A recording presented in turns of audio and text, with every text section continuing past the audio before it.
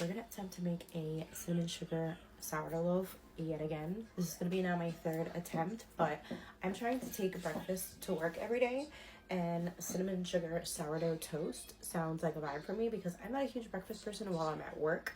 So let's get started. And I found another recipe that I want to try to see if that works better for me.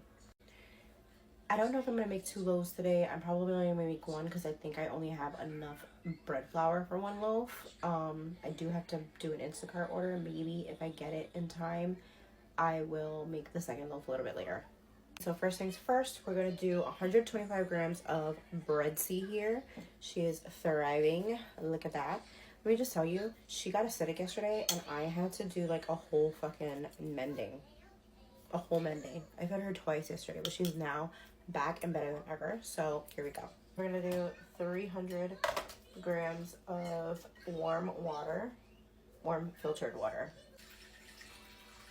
125 grams of Perezz. Oh, almost forgot to zero out the scale.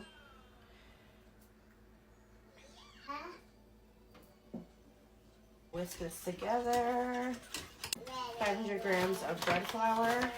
The basic recipe is the same. I'm just going to be adding 30 grams of brown sugar to the mixture in addition to the salt. Brown sugar time.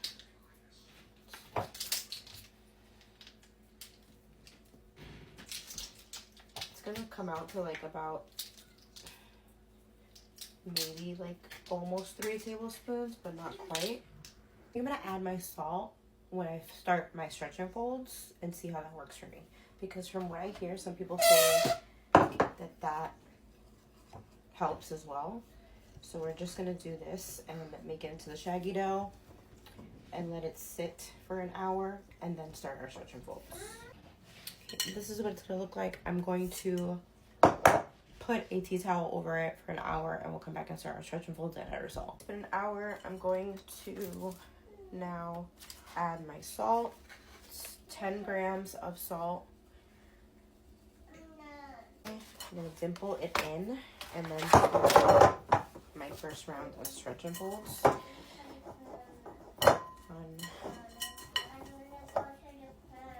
You gonna go to the corner?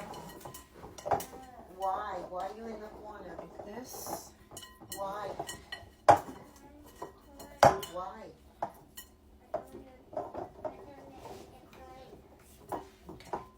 I think I might add like a tiny little bit of water because I feel like some of the dough is a little bit dry, so I might add a little bit. Okay, first round of stretch and folds.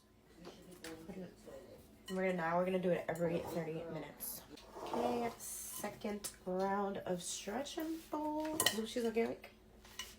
Let me wear my hands. Okay. I always like lift her off the bowl and then start. They're already starting to feel pretty airy. So 1, 2,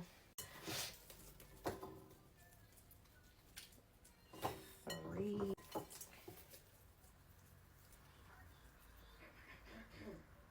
And round 3 stretch and folds. I'm going to lift her up. 1.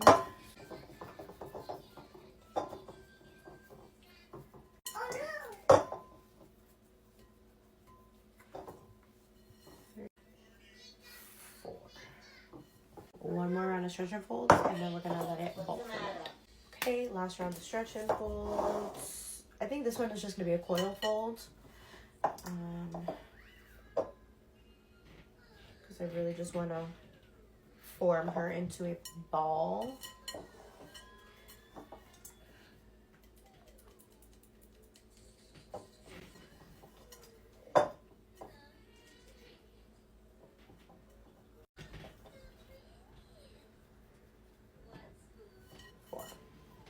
That is it for this round of stretch and folds. I'm gonna come back in another video to do the inclusions and we'll bake her, but I'm not gonna bake her until tomorrow, I think. So the next video after this is gonna be like a time span from like tonight into tomorrow morning. Let her bulk ferment for a few hours. It is 1 o'clock now. Let's see how long it takes her to rise and get bubbly, and I'll see you in the next video. I just took it out of the oven where I had her bulk fermenting under the oven lights. Doubled in size, very airy, so we're just gonna put it on the work surface and start adding our inclusions. I'm gonna sprinkle some rice flour. I find that rice flour is a lot easier to work with when it comes to like spreading the dough and shaping it. Let it fall out on her own for the most part.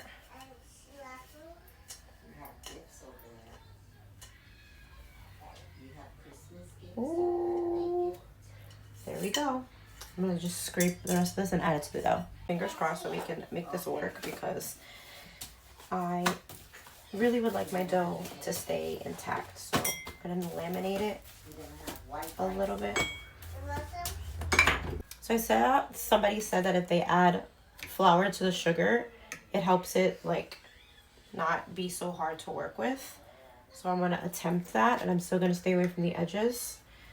So fingers crossed this works. And I'm gonna try not to overdo it with the brown sugar today, because I feel like that's where I go wrong, is adding too much sugar, which makes it not easy to mold and shape.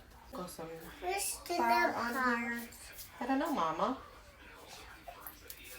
Add the cinnamon. And this is just sprinkling as liberally as you'd like. I'm probably gonna do more cinnamon than sugar, because, you know, I would like it to still have flavor, even if it doesn't have all that sweetness. So I'm gonna fold it over and pinch the sides so that it doesn't come out.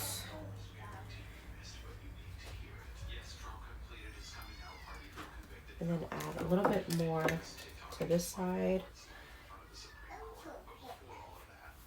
Okay, we're gonna flip the other side now and pinch it over. Pinch, pinch. Pinch, pinch, pinch, pinch, pinch, pinch, pinch, pinch, pinch, pinch, pinch. Cinnamon. And a tiny, tiny bit of sugar. I'm really petrified right now because this always ends up unraveling on me, and I get so annoyed. Pour the surface around my work area, make sure there's no sugar. And then pinch on the sides. Pinch on the sides. Pinch on the sides.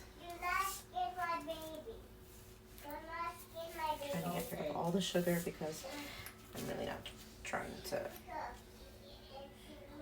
roll. Pinch on the sides. Now, pinch the sides as much as possible.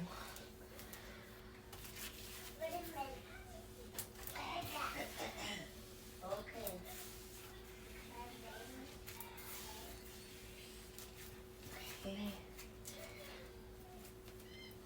Flour just to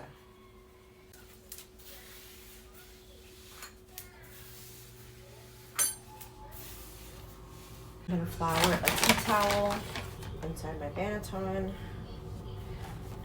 And this one I'm going to let proof overnight, because we want to give her the best possible chance. Scraper. Pop her in. I will say that this one looks the most promising out of every cinnamon loaf that I've made, so fingers crossed. So we're gonna come back tomorrow after I cold proof this overnight and bake her up. So the next portion of this video will be in the morning. It is the next morning. We're gonna unwrap her. I've already started preheating my Dutch oven. We're gonna shape it and then pop it into the oven. Really hoping that she stays intact, because shaping her last night was not really bad. So I think she might have a chance, guys. Let's start on some parchment paper. Okay. I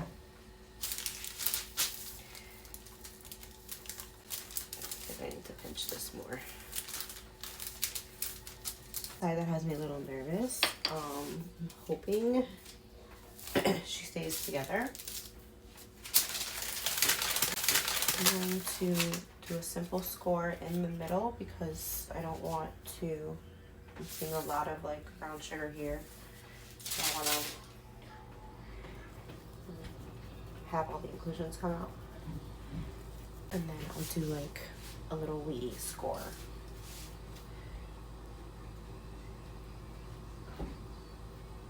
Okay, we just popped her into the Dutch oven. I'm gonna add some ice. 450 degrees for 30 minutes, covered. 400 degrees, uncovered for 30 minutes. And praying to God she does not unravel.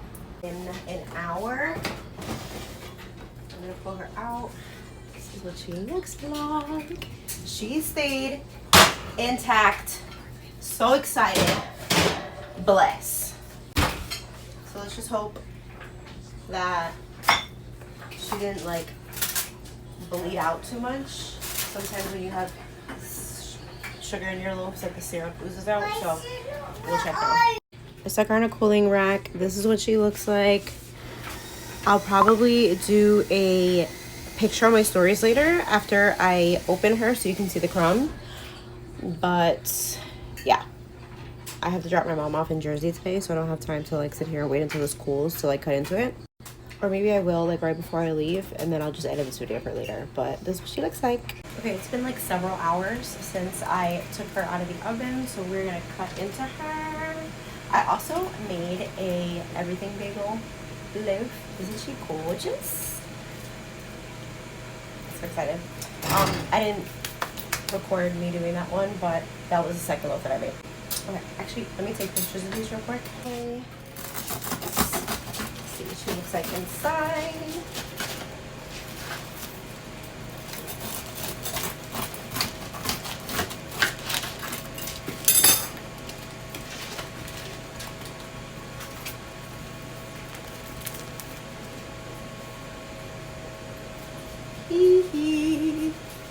The swirl is amazing. She smells amazing. I think we did a good job. This cinnamon sugar loaf was a success. Yay! Now I have breakfast for the week. I'm so excited. Absolute perfection. Absolute success. I'm so proud of myself. If you have not subscribed to my channel yet, it's the same handle, chaotically_Kate. It's already linked in my bio. Please follow me on YouTube. That's where all my long form content is going to start going. See you guys later.